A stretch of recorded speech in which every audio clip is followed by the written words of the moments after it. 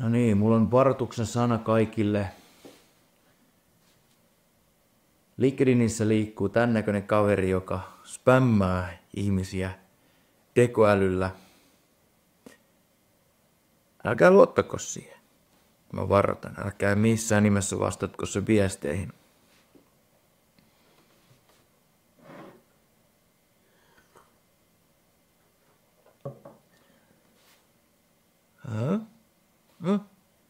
No, paljastuin. Kiinni jäin. Sainkin minä. Ei siis... Tää tapahtui vähän yllättäen, että musta tuli tämmönen megaspämmeri. Se oli yksi syy, miksi mä en ikinä halunnut olla LinkedInissä, koska niitä oli paljon. No mutta uusi appi tuli jo markkinoille nimeltään La Carotte Magique. Oui, no. Eli Le Growth Machine. Automate your entire outbound workflow. Wow. Kato, sä saat kaikki puhelut, mailit, Twitteri, LinkedIn. Mut joo, täällä on taas niin näitä, että luo tämmönen multi-channel hiitti, ala laittaa mailia, viestiä. Ja te voitte tajuta sen, kun mä löysin tän. Holy shit. Holy shit. Nämä työkalut mahdollistaa mulle sen. Mä voin keskittyä mun omaan tekemiseeni, mä voin keskittyä mun omiin juttuihini. Ja joku tekee mun työn mun puolesta. Kaikkihan rakastaa sitä ajatusta, se on ollut ikuisesti. Voiko olisi joku pilleri, joka tekisi kaiken mun puolesta? Mun ei tarvii enää urheilla, syödä terveisemmin, mä vaan vedän tän, mä laidun. Me ollaan aina haluttu joku cheat-koodi elämässä. Mutta mä oon nyt törmännyt tämmöiseen faktaan, että busted. Mä oon jäänyt kiinni, mä oon itse muuttunut siksi, miksi mä en halunnut, koska mä cheattasin. Se oli oikeastaan yksi kollega, oikeastaan vähän niin kuin asiakas enemmänkin, niin hän oli silleen, että miksi sä laitat mulle spämmiä, eihän tolla voi saada myyntiä. Mä olin vaan, okei. Mä poistan sut listalta. Kaikki nämä pyörii siis samalla metodilla, eli se ei ole vaan, että hei Matti, se ei vaihda vaan nimeä, vaan se myös hakee jotain informaatiota, niiden viimeisimmän LinkedIn-postauksen, niiden yrityksen viimeisimmän saavutuksen tai jotain tällaista. Ja sitten se sen upottaa siihen tekoälyllä luotuun viestiin, ja sitten se viesti voi kuulostaa, hei Matti, onneksi olkoon vuoden myyjäpalkkiostasi. Minä Rasmus Websholta haluaisin tarjota sinulle lisätehoa myyntiin, jos sinua kiinnostaa. Ja Matti lukee ton. Täytyisi mennä niitä, Matti lukee ton. Hei, Matti. Onneksi olkoon. Wow, tää tuntee mut. Hei Riikka, sulla on söpö koira. Koska Riikka postasi kun tuossa LinkedInissä Riikka postasi koirakuvan. Nyt, Riikka, onpa sulla kiva kokkauspanieli. Voiko pääsit sitä silittämään? Ei kestänyt kauaa, kun yksi mun entinen johtaja laittoi myös viestiä, että hei, siellä taas spämmäillään. Miksi sä mua spämmäilet? Oh, Christ. Mutta se oli taas sama, se oli täällä Growth Machine, ja mä olin vähän niin kuin, not for me. Ja sitten mä kysyin ChatGPT:ltä, että löytyisikö parempi työkalu. Ja se ehdotti Lemlistiä. Mä ajattelin, okei, otetaan testiin. Lemlist tosiaan tarjosi sen 14 päivän ilmaisen kokeilun, joten mikä ettei.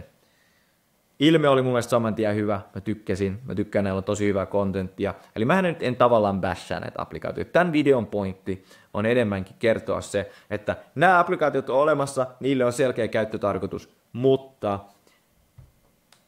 oot tosi varovainen sen kanssa, että miten sä alat käyttää niitä. Oo selkeä sun strategiassa, selkeästi mieti, että miksi. Mut jos et sä oot tehnyt ikinä kylmäsoittoa, kylmälähestymistä, kylmäkontaktointia, niin aloita se manuaalisesti, aloita tekemään sitä, opettele se tekemään. Älä tee samaa virhettä kuin minä, että sä hyppäät saman tien tekoälyn pariin applikaatioon ja alat vaan blastaamaan blästäämään yhteydenottoja, koska mä en edes ymmärtänyt, millä tavalla ihmiset oikeasti toimii, operoi, mikä se mun tuote on, millä tavalla mä saan sen niin kuin luotua sen, että tässä on se kipupiste ja näin mun palvelu auttaa. Niin mä aloin vaan tekemään tätä. Ehkä osittain laiskuutta, osittain sitä, että pelkäsin todellisuutta, sitä, että joudun olemaan myyjänä. Myynti pelotti. Niin kuin mä sanoin, täällä on hyvää kontenttia.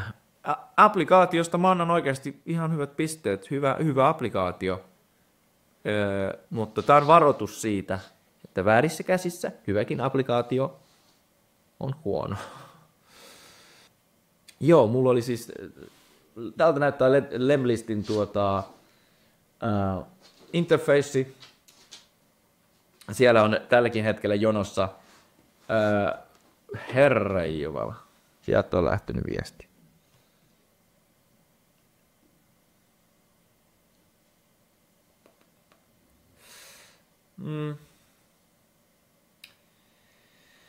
Ja sit mulla oli tää kampanjat. Mä oon nyt laittanut ne pois päältä.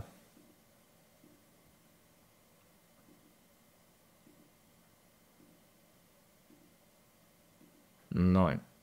Nyt on kampanjat pois päältä. Tässäkin on se yksi ongelma. Mulla on ollut multi-channel-kampanjassa, siellä on ollut sähköpostia ja siellä on ollut puhelinta. Ja yhtäkkiä, koska siellä on se puhelinvaihe, niin mulla on tullut tänne täskeihin aivan järkyttävä määrä puhelimi, niin kuin soittoja, kylmäpuhelu. Kiva siinä on sitten alkaa soittaa näin monta numeroa läpi, kun pitää joka kerta katsoa, että kuka sitä nyt oikeasti oli. Mä haluan tehdä videon vielä jossain vaiheessa, jossa mä vertaan oikeasti Lemlistiä johonkin parempaan ratkaisuun. Eli millä tavalla lähestyä ihmistä. Sulla olisi 2 tapaa. Ja tämmöisen noobin näkökulmasta. Eli lähestytään multi-channel automaatio Lemlistillä vai lähestytäänkö me ihan skreippaamalla eka ihmisiä manuaalisesti ja sitten ottamalla yhteyttä heihin. Työ on vaativaa, mutta ehkä tulokset on parempia. Ja sitten katsotaan kuukauden jälkeen, kumpi tuotti enemmän tuloksia. Joo. Tosiaan, nyt on noin mun kampanjat on alhaalla. Ja kaikille ihmisille, jotka oli osallisena tässä minun spämmikampanjassa, en aio pahoitella mitään, mutta aion sanoa, että ei ollut ehkä ihan ajateltu loppuun asti. Joten jos ikinä näet minut jatkossa jossain, niin älä katso, että siinähän se likainen spämmeri, vaan mieti, että onneksi joku sentään testaa näitä, eikä minun tarvitse pilata omaa mainettani tuolla internetin maailmassa.